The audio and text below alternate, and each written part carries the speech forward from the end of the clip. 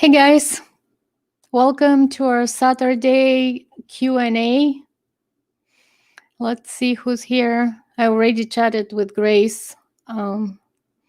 She said that she spent New Year with her dog. I think we all had quiet New Year's. Certainly, I did. But maybe 2021 would be better. And on that note, I just wanted to wish you all Happy New Year. And I already had my intentions for 2021. I usually spend the first day of the year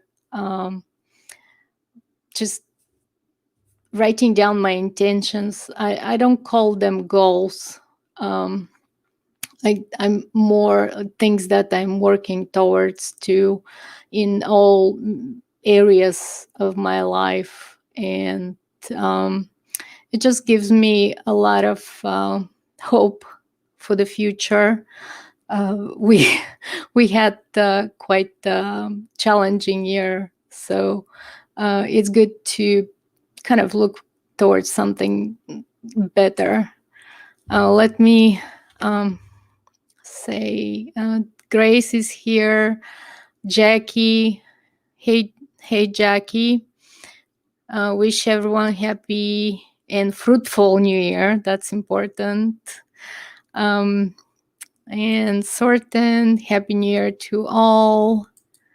And hey Chris, I'm happy we're finally done with 2020. Happy New Year to everyone, and let your wishes become true.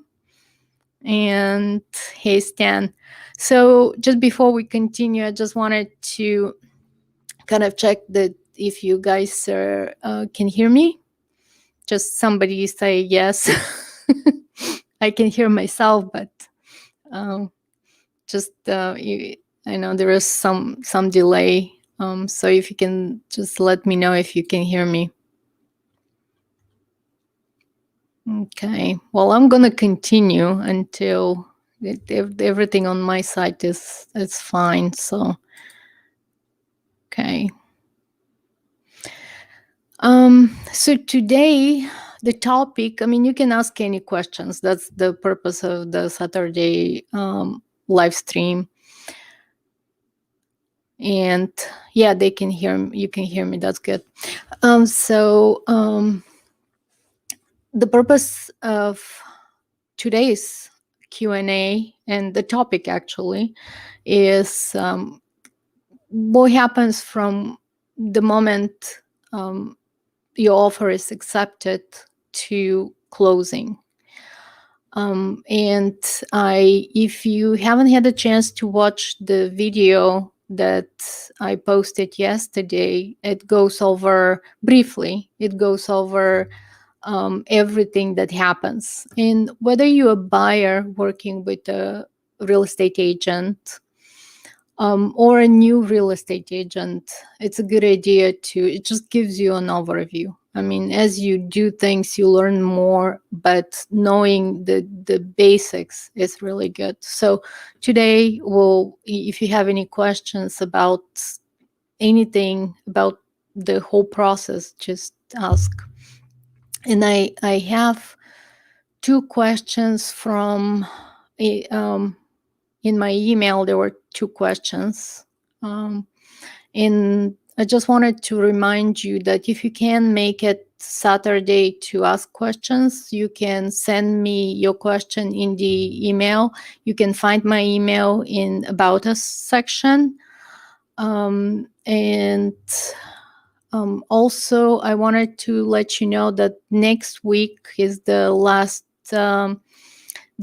video and Q&A on this topic, on purchasing your first rental property. After that, we'll start a new topic. A whole new series is going to be on how to manage, how to find a tenant, screen a tenant, prepare your property, in general, everything you need to know as a new landlord.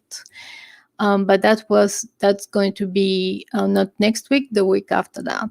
So let me go, while you're thinking about your questions, I'll just show the questions that I got in the email. And the first one was from a new real estate agent. And it's asking, what is my responsibility in the closing process? As a buyer's agent, and I'm assuming that you're asking about being a buyer's agent. As a buyer's agent, generally you have to schedule the final walkthrough with your buyer. You have to schedule it either with the listing agent or with the seller if the seller is unrepresented. And after the walkthrough, you have to go over the HUD statement with your buyer. And you have to make sure that everything that's in the HUD statement reflects accurately the agreement that you had. Everything that's in the contract is reflected in the HUD statement. And we'll talk about this a little bit more next week. We'll go over the HUD statement and like closing costs and all that. So subscribe so you wouldn't miss it. And please don't forget to, if you like this video, please like it, because that's how YouTube pushes and promotes our stream. So I guess that's all that you need to do, and the rest is done by the title company. You just sit there and they pretty much explain everything that they need to.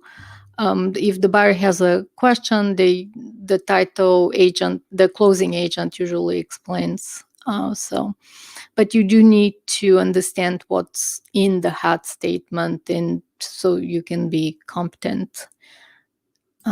So the next question I got is, can you delay closing on a house? And you can delay closing if the contract is still valid. But if the contract expires on the closing date, then you have to renegotiate. Everybody needs to agree on a new closing date. You have to include an addendum that you're extending the closing date. And that's how it's done. Okay, I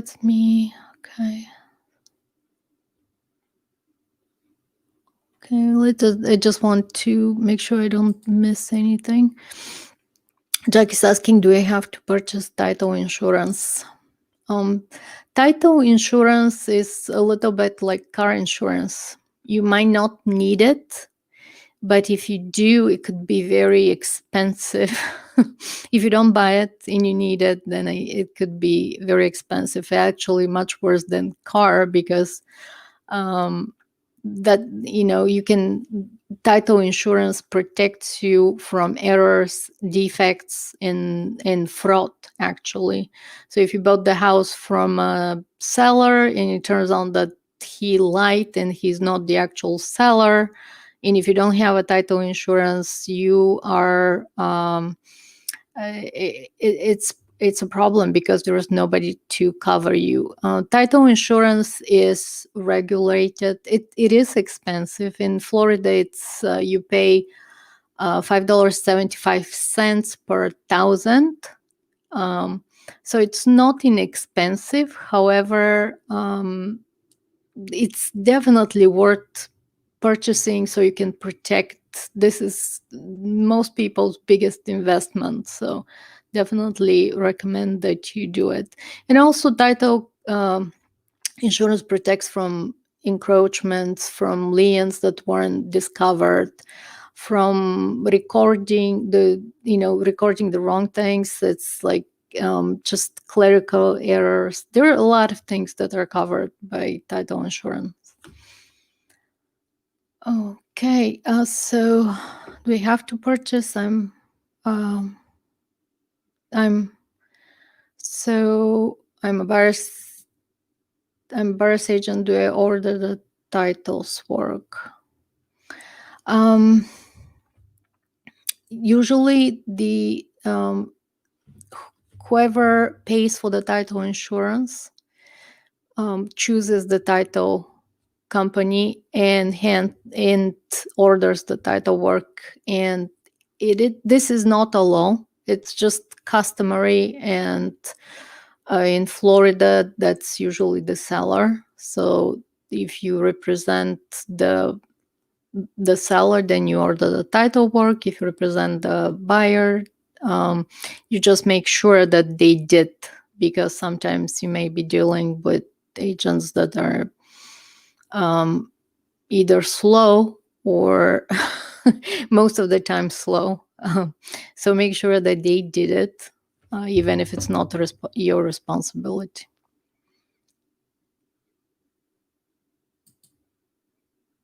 Sorten is asking, do I need a lawyer if I'm using a title company? In Florida, no. But I know that some other states require that. And if you're uncomfortable at all signing anything, then maybe consultation with the lawyer is worth it. Um, but no, in Florida, we don't use, generally, we don't use lawyers. And there are some lawyers who do closing. And the good thing, if you choose, instead of title company, you choose a real estate lawyer, is that they can actually represent you, while the title company doesn't represent. They just facilitate the transaction. They don't represent anybody. Sorten is asking, who should schedule the inspection and pick the home inspection company? Well, the inspection is for the buyer's benefit. So my advice is to pick your own title company. Even if your buyer's agent recommends somebody, I think it's best if you do it separately, because I believe there is conflict of interest. And not that people would not be honest with you. It's just that inspector wants to continue to work with that agent. So they wouldn't lie to you, but they may minimize the significance of some findings. And I've seen this in real life, happen in real life. So pick your own inspector, and make sure it's not the cheapest one. It's definitely worth it. And okay, so Chris is asking, should the listing agent be present at the inspection? As I mentioned, the inspection is entirely for the benefit of the buyer. So the people who should be at the inspection is the buyer, the buyer's agent, and the inspector. There is really no reason for the listing agent to be there. Jackie is, if the seller is paying for owner's title insurance, why do I have to pay lender's title insurance? Well, the two type of insurances that you're going to see in your closing statement is the owner's title insurance, which has a different coverage than the lender's title insurance. The owner's title insurance covers the entire purchase price, and the lender title insurance just covers the mortgage, the amount of the mortgage. They don't care for the rest. So that's why it's generally people purchase, the buyer purchases lender's title insurance, and the seller purchases owner's title insurance. And also, if you if you're getting financing for your purchase, the lender would make you purchase a lender's title insurance because that protects their interests. Okay. Just trying to see if I'm not missing any questions. Certain is asking, is home inspection necessary for new homes? I've worked with new home builders exclusively for a couple of years, and I know the whole process very well. Generally, if you're working with big builders, you don't really, you have a couple of inspections that happen during the build. So you have an opportunity to see how the house is built. And then you have the final walkthrough. And also after the final walkthrough, you have a warranty for for 1 year for appliances, and pretty much everything for the first year. And then after the first year, you have 10 years structural. In most home warranties, builder home warranties are for 10 years. So I would say no if you're working with, and if you're uncomfortable, get don't. I'm telling you this from my personal experience that I've never seen anything happen. But is it possible? Yes. So if you're uncomfortable, then go ahead and order insurance. However, it's different if you're working with a smaller builder or just an proven builder. Then I would say yes, get the inspection. And okay, Chris is asking, can closing on a house be done electronically? Absolutely. And especially now, that's recommended. But even my experience is even before it's this is what the title company calls mail away. So they'll send you the documents to be signed, they'll schedule a closer to come to your home or office or whatever, and they'll sign all the documents. I find that this is much easier. You don't have to be at the closing for a couple of hours and chit chat. Not that that's bad, but generally it's just more efficient. And I prefer it even in normal times.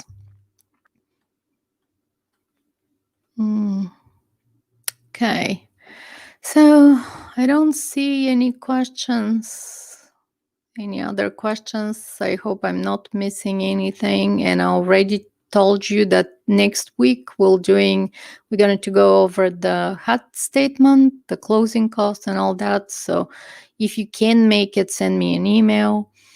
And please subscribe and like this video because it helps this channel. And I'm definitely dedicated to bringing you information that you can use on practical information that you can use in your real estate business.